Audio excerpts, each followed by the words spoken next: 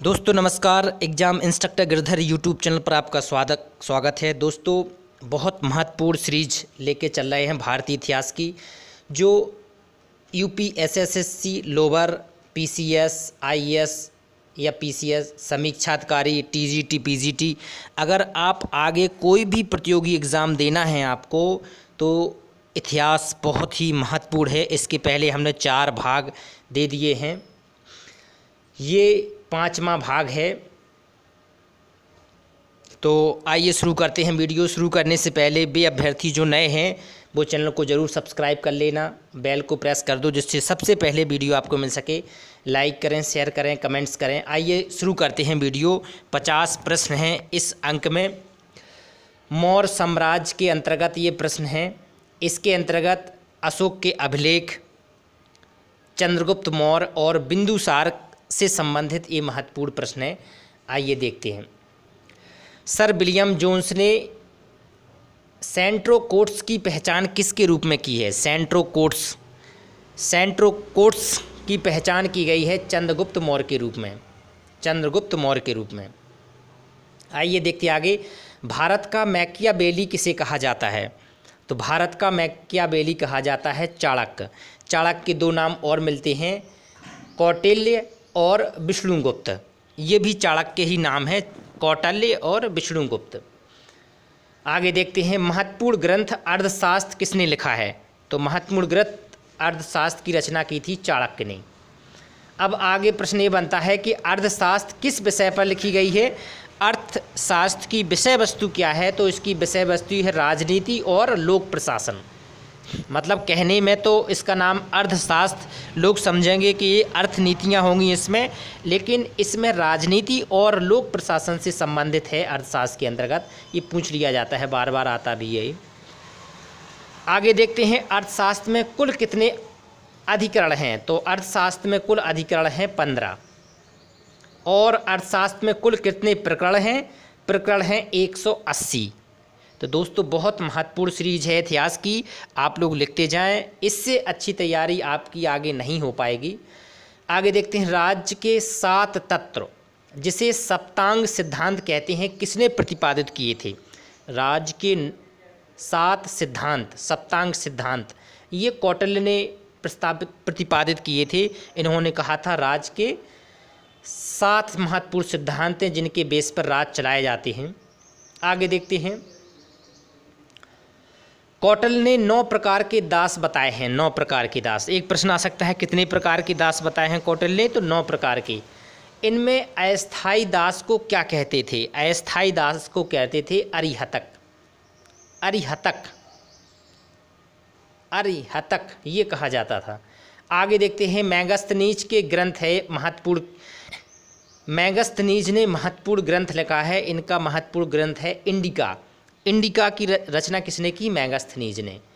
मेगास्थनीज किसका राजदूत था? ये सेल्यूकस का राजदूत था। ये किसके दरबार में आया था दोस्तों? ये चंद्रगुप्त मौर्य के दरबार में आया था। मौर्य वंश के प्रथम शासक, या जिन्होंने स्थापना की थी, किसकी मदद से की थी? चाणक्य की मदद से की थी। तो इनका समय क्या था? 304 ईस्वी पूर्व से लेके 299 ईस्वी पूर्व तक इनका शासन रहा था। किसका? चंद्रगुप्त मौर्य, मौर्य वंश के संस्थापक। आगे देखते हैं। मुद्रा राक्षस ग्रंथ किसने लिखा? मुद्रा राक्षस ग्रंथ की लिख रहा है विशाख दत्त ने। विशाख दत्त का महत्वपूर्ण ग्रंथ कौन सा है? मुद्रा राक्षस। आगे देखते हैं। अशोक का इतिहास अभिलेखों के आधार पर किसने लिखा है? तो अभिलेखों के आधार पर लिखा है D.R. भंडारकर ने। तो टोटल जो भी अभिलेख मिले हैं इन्हीं के आधार पर ये लिखा गया है। D.R. भंडारकर ने लिखा है। ये प्रश्न आता है, बार बार आता है, ये बहुत प्रश्न आता है। सर्वप्रथम अशोक के अभिलेख को किसने पढ़ा? तो ये पढ़ा था जेम्स प्रिंसेप ने। जेम्स प्रिंसेप ने पढ़ा था 1837 में। ये प्रश्न बहुत बार आता है। जेम्स प्रिंसेप ने 1837 में इस ग्रंथ को पढ़ा था सबसे पहले। आगे देखते हैं। अशोक का कौन सा अभिलेख सबसे पहले पढ़ा गया था? तो जो 1837 में पढ़ा गया था वो था दिल्ली टोपरा अभिलेख। सबसे पहले पढ़ा जाने वाला अभिलेख था दिल्ली टोपरा अभिलेख। सबसे पहले खोजा गया अभिलेख कौन था? तो इसके पहले एक अभिलेख की खोज की गई थी, वो था दिल्ली मेरठ अभिलेख। ये किसने खोजा था? टीफेन थेलर। टीफेन थेलर ने 1750 में सबसे पहले खोजा था, लेकिन सबसे पहले पढ़ा था जेम्स प्रिंसेप ने। कब? 1837 में, दिल्ली टोपरा। ठीक है, कंसेप्ट क्लियर होना ज़रूरी है दोस्तों, आप लोग ज़रूर लिखते जाएं, तो इससे बिल्कुल समय के साथ बिल्कुल क्लियर होता जाएगा हर चीज़। अशोक के अभिलेखों का विभाजन कितने वर्गों में किया गया? तो अशोक ने जो अभिलेख दिए हैं इनका वर्गीकरण 3 आधारों पर होता है। कौन कौन सी? शिलालेख, स्तंभलेख और गुहालेख। मतलब जो शिलाओं पर मिले हैं वो शिलालेख, जो स्तंभ पर मिले हैं वो स्तंभलेख, और जो गुफाओं में मिले हैं वो गुहालेख। तो 3 तरह से इनका विभाजन किया जाता है। अशोक के अभिलेखों की भाषा कौन सी थी? तो भाषा थी प्राकृत। भाषा कौन थी? प्राकृत। ये पूछे जाते हैं दोनों प्रश्न।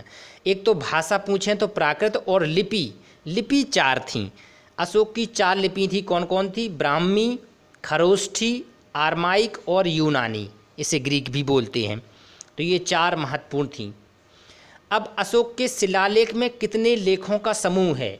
तो अशोक के जो शिलालेख पाए गए हैं उसमें 14 लेखों का एक समूह है, जो 8 स्थानों पर मिले हैं। भिन्न भिन्न स्थान हैं 8 जगह पर, और 8 जगह पर जो लेख लिखे गए हैं पूरे 14 लेख ये मिले हैं। ठीक है, अब आइए देखते हैं कुछ महत्वपूर्ण जो लेखों से संबंधित आते हैं। कालसी शिलालेख कहाँ पर है? कालसी, तो ये उत्तराखंड में है, देहरादून जिले में। और सोपारा कहाँ पर है? ये महाराष्ट्र में है, थाना जिले में। इससे संबंधित ये दोनों महत्वपूर्ण प्रश्न पूछे जाते हैं। अब देखते हैं प्रथम शिलालेख में किसके बारे में है। तो प्रथम शिलालेख में जीव हत्या निषेध किया गया है कि जीव हत्या नहीं करना है, ये इसका उल्लेख है पहले शिलालेख में। और दूसरे शिलालेख में क्या है? चोल, चेर, पांड्य राजों का उल्लेख कहाँ पर किया है? दूसरे शिलालेख में। चोल, चेर, पांड्य राज जो पड़ोसी राज थे, सीमावर्ती राज थे अशोक के, उनका उल्लेख किया है दूसरे लेख में। धम्म महापात्र की नियुक्ति, ये बहुत बार आता है। धम्म महापात्र मतलब धर्म की प्रचार करने वाले नियुक्त किए थे अशोक ने। धम्म महापात्र, इसकी उल्लेख किस लेख में किया गया है? तो ये 5वें लेख में है शिलालेख के। तो ये बहुत बार एग्जाम में आता भी है, महत्वपूर्ण प्रश्न है। अशोक के शिलालेख किस लेख में धम्म यात्रा का वर्णन किया गया है, जिसे अशोक ने 10वें वर्ष में किया था? अशोक ने अपने शासन स्थापना के 10वें वर्ष किया था। तो कहाँ पर है ये किया था? बोध गया की यात्रा की थी। ये 8वें लेख में इसका इन्होंने वर्णन किया है। जो 14 लेख थे उसके 8वें लेख में इसका वर्णन है। कलिंग युद्ध का वर्णन शिलालेख के अंतर्गत है। कलिंग युद्ध, कलिंग युद्ध ये बहुत ही ज़्यादा महत्वपूर्ण है, इसको तो आप याद ही कर लें। ये है 13वें लेख में है, ये शिलालेख के 13वें लेख में ये कलिंग युद्ध का वर्णन है। बहुत बार एग्जाम में आता है, बहुत ही ज़्यादा। गुजर्रा लघु शिलालेख कहाँ पर है? गुजर्रा, तो गुजर्रा लघु शिलालेख एग्जाम में आता है, ये दतिया मध्य प्रदेश में है, दतिया। और भाब्रू या बैराट लघु शिलालेख कहाँ पर है? भाब्रू या बैराट, तो ये जयपुर राजस्थान में है, भाब्रू बैराट लघु शिलालेख। किस लघु शिलालेख में अशोक का नाम बुद्ध शाख मिलता है? अशोक का नाम बुद्ध शाख मिलता है मास्की लेख में। मास्की लेख में अशोक का नाम बुद्ध शाख मिलता है, बुद्ध शाक्य। ये आगे देखते हैं, किस स्तंभ लेख को रानी का अभिलेख कहा गया है? तो रानी का अभिलेख कहा गया है कौशाम्बी स्तंभ लेख को। ये बहुत बार पूछा जाता है कि रानी का अभिलेख किसको कहा गया है? कौशाम्बी स्तंभ लेख को। किस स्तंभ लेख में धार्मिक कर बलि, जो बलि होता था धार्मिक कर, को माफ़ कर दिया गया था? तो ये रोमनदेई स्तंभ लेख में कहा गया है कि जो बलि कर था उसको माफ़ कर दिया गया था। मौर्य साम्राज्य का संस्थापक कौन था? चंद्रगुप्त मौर्य। इसका समय क्या था? 322 ईस्वी पूर्व से लेके 298 ईस्वी पूर्व तक, मतलब ईसा मसीह के जन्म के पहले। मुद्रा राक्षस नामक ग्रंथ में चंद्रगुप्त को क्या कहा गया है? तो इसमें वृषल कहा गया है। वृषल का अर्थ होता है शूद्र। आगे देखते हैं, जैन एवं बौद्ध धर्म में चंद्रगुप्त मौर्य को क्या कहा गया है? तो जैन और बौद्ध धर्म में चंद्रगुप्त मौर्य को कहा है क्षत्रिय। क्षत्रिय कहा गया है। चाणक्य को चंद्रगुप्त कहाँ मिले थे? ये जब बालक था, राजकीलम खेल खेलते हुए मिला था विंध्याचल के जंगलों में, वहाँ से इन्होंने खरीदा था चाणक्य ने। तो चाणक्य ने चंद्रगुप्त को कितना धन देकर खरीदा था? 1000 कारसापड़। कारसापड़ में धन मात्रा था, मात्रक। कारसापड़ जो मुद्राएं थीं उनमें खरीदा था 1000 में। सेल्यूकस ने अपनी पुत्री हेलेना का विवाह किससे किया था? चंद्रगुप्त मौर्य से किया था। हेलेना से विवाह में सेल्यूकस से चंद्रगुप्त को उपहार में क्या मिला था? 4 राज्य मिले थे, काबुल, कंधार, हेरात और मकरान तट। काबुल, कंधार, हेरात और मकरान तट ये मिले थे विवाह के उपलक्ष्य में। हेलेना से विवाह के उपलक्ष्य में ये राज्य मिले थे। और इसी की उपलब्धि में चंद्रगुप्त मौर्य ने भी सेल्यूकस को विवाह के उपहार में क्या दिया था? इन्होंने 500 हाथी दिए थे। मतलब 4 राज्य मिले थे और बदले में इन्होंने 500 हाथी सेल्यूकस को भेंट किए थे चंद्रगुप्त मौर्य ने, उसकी पुत्री से शादी के बाद में। चंद्रगुप्त मौर्य ने 6 लाख की सेना लेकर संपूर्ण भारत को रौंद डाला। जी बार बार ये कोटेशन पूछा जाता है परीक्षाओं में। तो ये किसने कहा था? ये प्लूटार्क का कथन था। प्लूटार्क। चंद्रगुप्त मौर्य शासन को अपने पुत्र सिंहसेन को सौंपकर कहाँ चले गए थे? तो ये चले गए थे चंद्रगिरी पर्वत पर, कर्नाटक में तपस्या करने के लिए चले गए थे। चंद्रगिरी पर्वत कर्नाटक पर। आगे देखते हैं, चंद्रगुप्त ने अपनी जीवन लीला कैसे समाप्त की थी, या मतलब शरीर का कैसे त्याग किया था? इन्होंने सल्लेखना पद्धति से अपने शरीर का त्याग किया था। ये जैन धर्म में प्रसिद्ध है। सल्लेखना पद्धति होती है भूख रहकर कई दिनों तक खाना ना खाकर शरीर को त्याग करना, इसे सल्लेखना कहते हैं। तो ये जैन धर्म में प्रचलित पद्धति थी, लेकिन आज इसका निषेध किया गया है। ये सही नहीं है, आत्महत्या की श्रेणी में आता है। यूनानियों ने अमित चेट्स या अमित घात किस शासक को कहा है? तो ये बिंदुसार को कहा गया था। अमित्र घात का अर्थ क्या होता है? शत्रुओं का नाश करने वाला, अमित्र घात। सिंहसेन किस शासक का नाम था? सिंहसेन कहा गया है बिंदुसार को। बिंदुसार के समय में अमात्यों ने विद्रोह किया था। ये कहाँ पर विद्रोह किया था? ये तक्षशिला में किया था। ये प्रश्न आता है कि कहाँ पर विद्रोह किया गया था। लेकिन क्यों आता है कुछ प्रश्न बार बार? क्योंकि इस विद्रोह को दबाने के लिए बिंदुसार ने अपने पुत्र अशोक को भेजा था, जिसे बाद में सम्राट अशोक के नाम से प्रसिद्ध है।